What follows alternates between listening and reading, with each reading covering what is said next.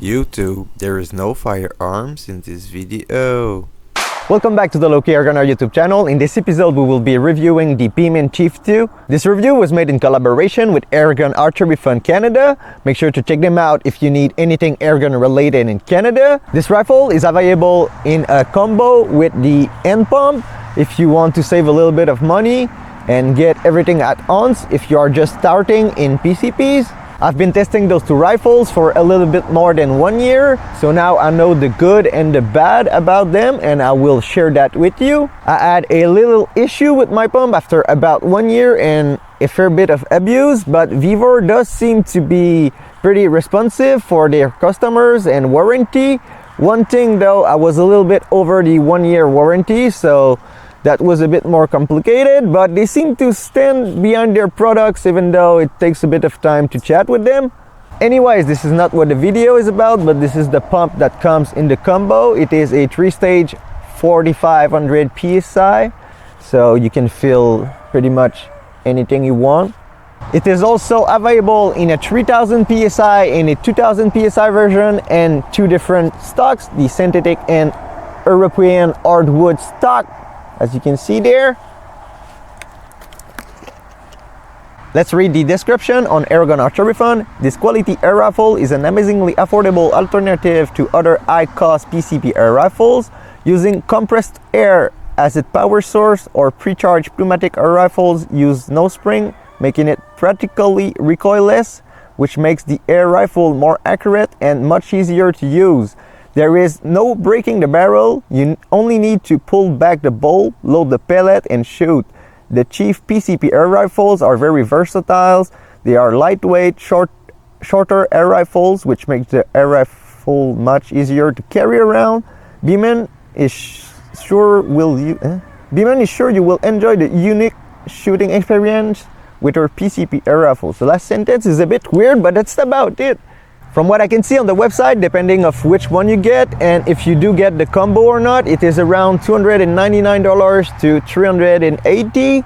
For reference, there is a lot of brake barrels that are costing more than that. I think that my Gamma was, and I was not really satisfied with that. So just letting that out there.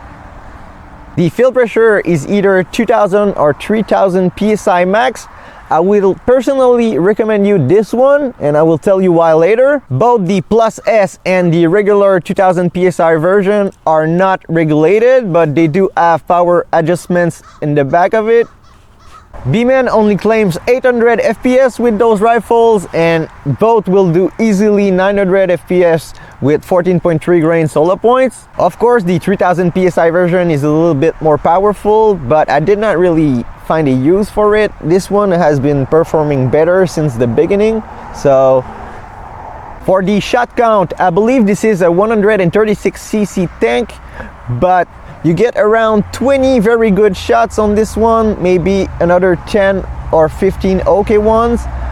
And this one is a bit weird. The shot curve is looking decent for a while. I don't know if I had a bad barrel to combine with the less consistent pressure range, but this one performed for less shots than this one, so I'm not sure that a 3000 PSI version is worth it, especially if you have a hand pump. Anyways, I will come back to that later, but you get well over 40 shots with this one, and they even say you can get around 40 with this one, probably if you detune it a little bit, because that might be a bit limit with the tune I currently have, aka out of the box, but it is doing very good. So by the way, this is for the .22 caliber version. I did not try a .177, but it should be similar but with even less hammer, so I recommend this one even more. I would say maybe not, maybe it is, yeah, since you'll need less air. I guess I did not try that, so that's an in-depth review, but I did not try a .177. But you will get a lot more shots out of a .177 basically, and also more velocity. They claim up to 1000 FPS, but that might be more than that if we get almost 35 foot-pounds out of this one with certain pellets and at least 30 out of others. The rifle comes with two magazines, which are 10 shots in .22 and 12 shots in .177s. It also comes with 2 single shot trays, which are pretty nice. I had no issues with them yet. I had a little bit of issues with the magazines, but I will come back to that later again. You also get a probe O-ring, a degassing tool, and the wrench to adjust the hammer. This one seems to be degassing a different way than this one. This one has a tool that screws in the nipple, and this one seems to have a bigger tool that replaces the adjustment screw that will push on the valve stem and empty the rifle too, so that's kind of interesting. The smaller wrench will be used for the degassing tool on the other rifle, but I assume that this one fits the breech screws. It does not. I think that this one had different trigger screws than this one, so that might be it. I don't know. That will be kind of ironic because they tell you not to adjust the trigger, not to finish in an ambulance.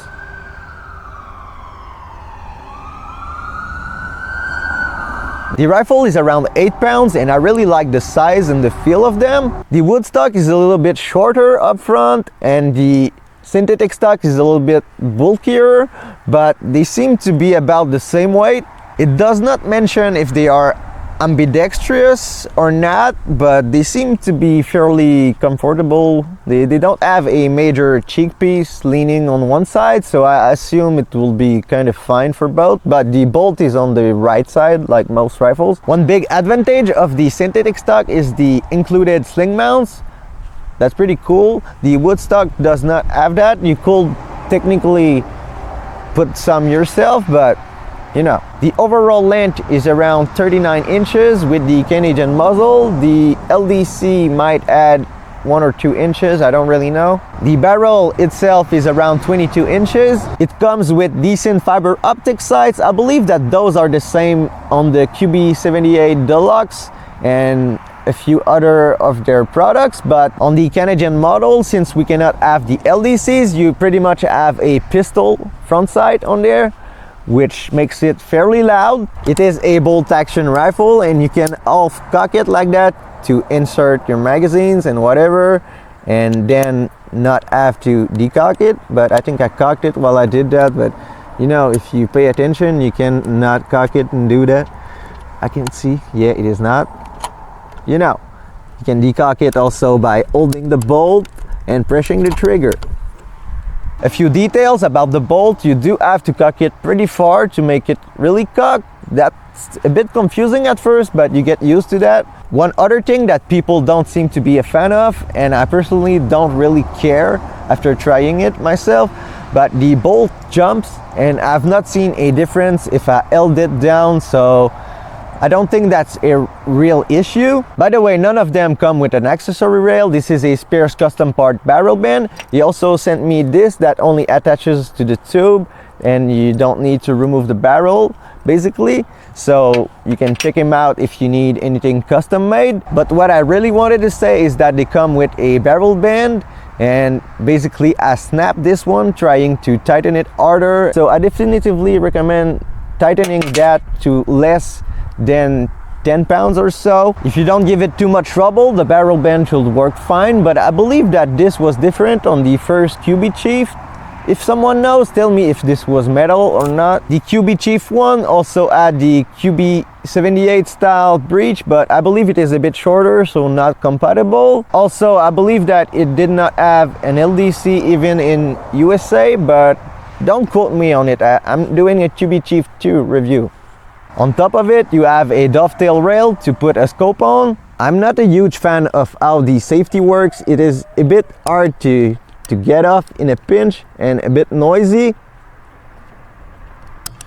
but it works. Hopefully the framing is still decent. Anyways, I need to take a break because the microphone will be out of batteries. Thank you to Oshoot for giving me this microphone.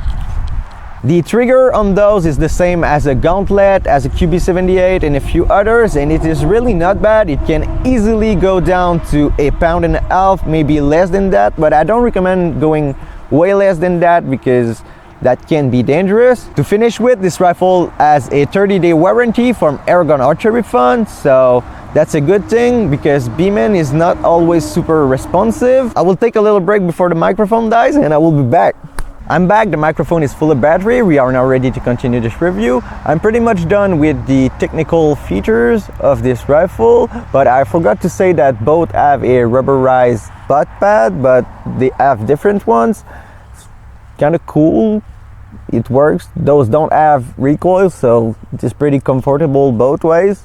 Now let's talk about the positive and negative points that I found on this platform while shooting it for about 1 year. Let's start with the positive points. The first one being that it is pretty much the most affordable pre-charged pneumatic on the market, and this, if you are from Canada, USA or whatever, there is not much in this price range. A second nice positive point is the size and weight. It is not too big, it is fairly long. It is a rifle, not a bullpup or whatever, but you can't have that in Canada, so that's a pretty decent size and weight for hunting, for bench, for whatever you do.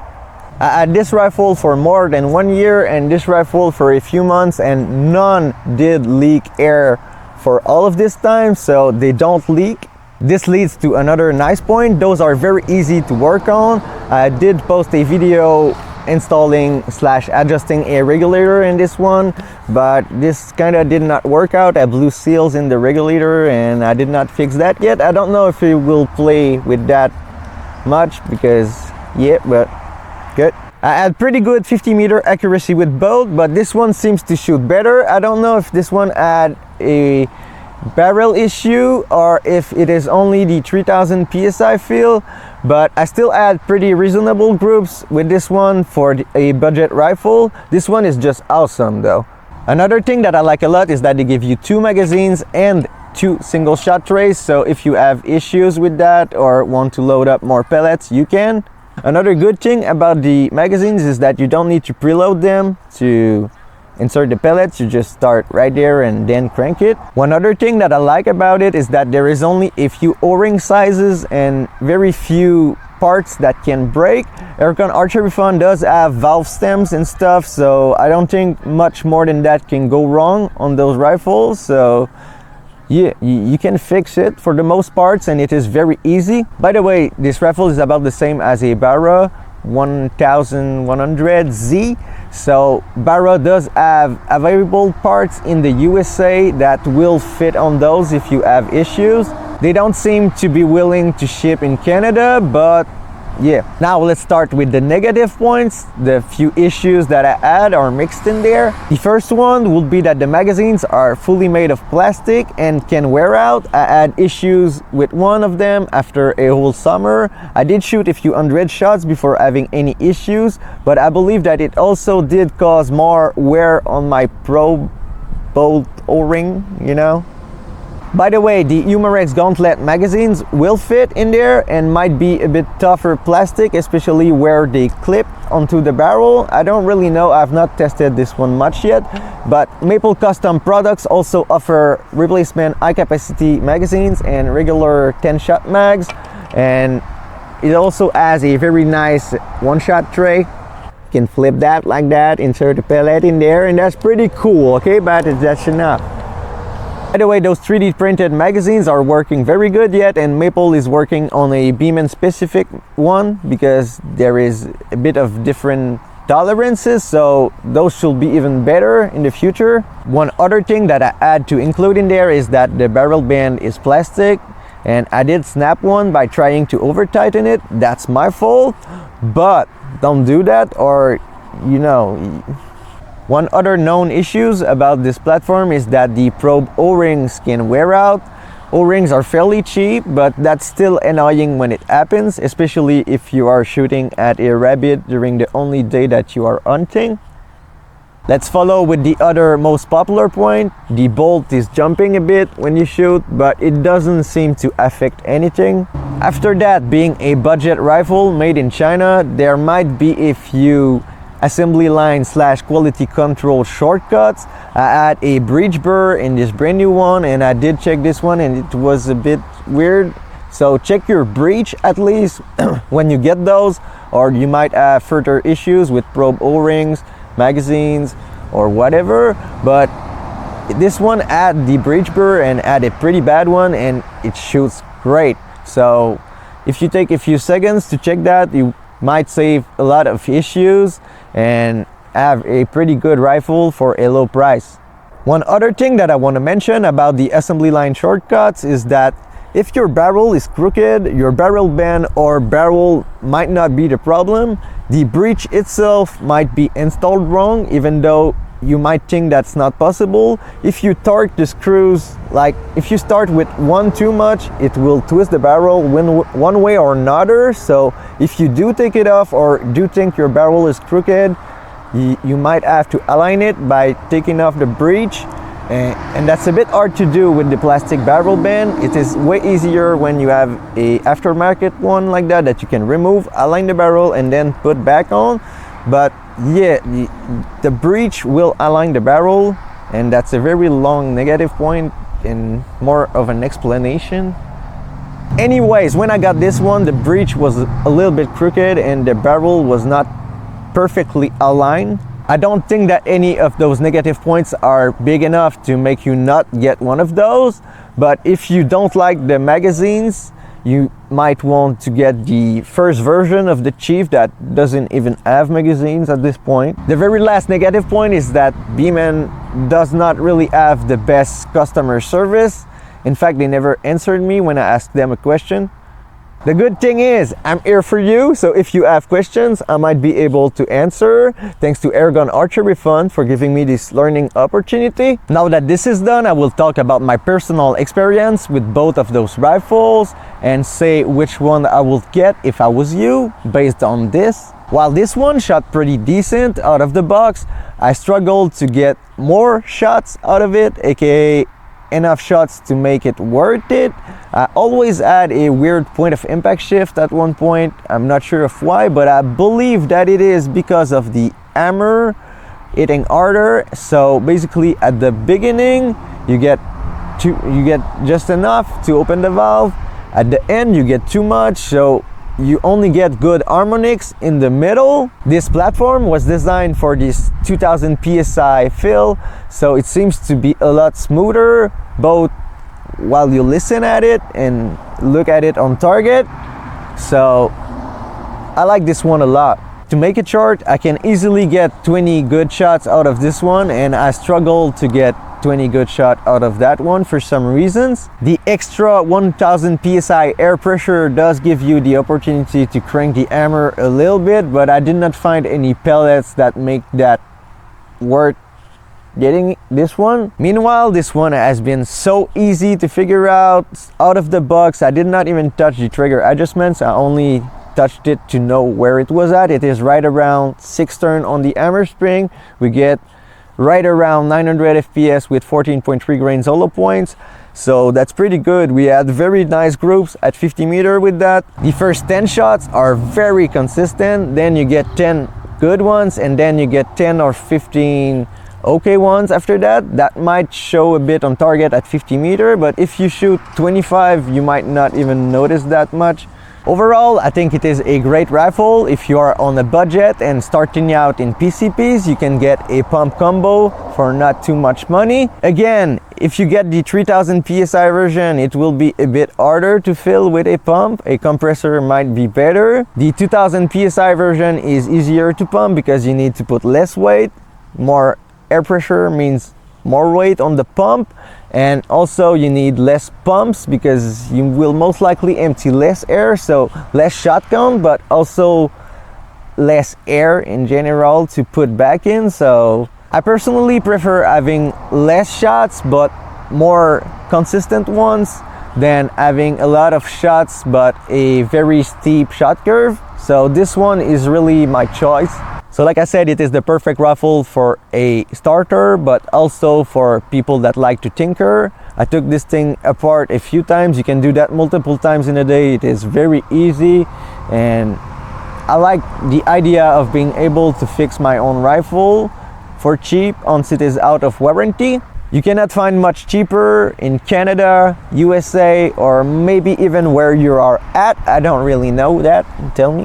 Comment, okay? The results that we got with this ones were pretty okay, but the results that we got with this one are great to me for a budget rifle. I really don't think we can ask for much more for this price. Honestly, I had a great experience. This is pretty much the cheapest rifle you can get on the market. There is very few other options in this price range, and if you want to get one, make sure to check out AirgunArcheryFun Canada because they made this possible. I definitively learned a lot on PCPs and even more on this specific platform, so I'm very grateful for that. Make sure to subscribe and check out my other Beeman videos if you are interested. Again, a quick thank you to Spears Custom Parts for the barrel bands and stuff, to O'Shoot for the microphone, providing you decent audio even though it is pretty bad out there, and also to Airgun Archery Fun for this review opportunity.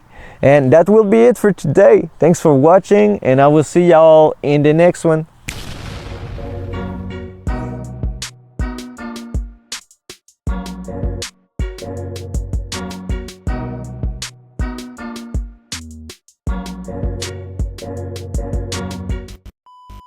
Extra footage for the bloopers. I just dry fired it in the yard and I just want you to hear that. It is not as bad as I thought. I think my range is amplifying the noise.